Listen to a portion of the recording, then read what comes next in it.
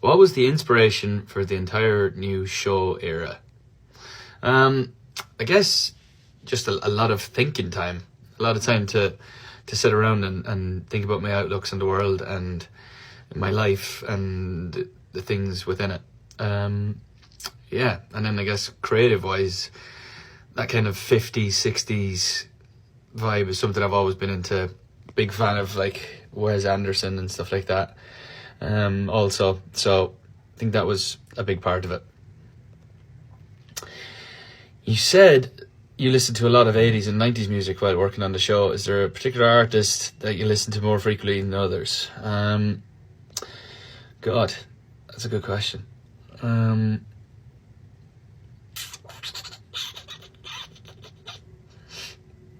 Not so much. I feel like some eras just have a sound, like an overall sound. Some like decades just like inarguably 80s, it's inarguably 90s. So I feel like that was kind of it, really.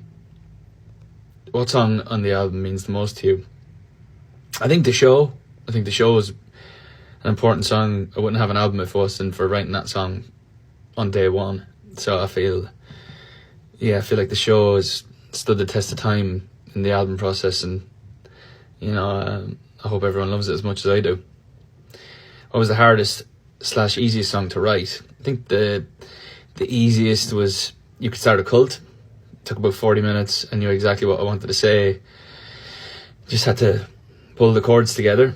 And then it was just every now and then you cross one of them that is a quick write. Rare, but they happen. The hardest song is probably Heaven.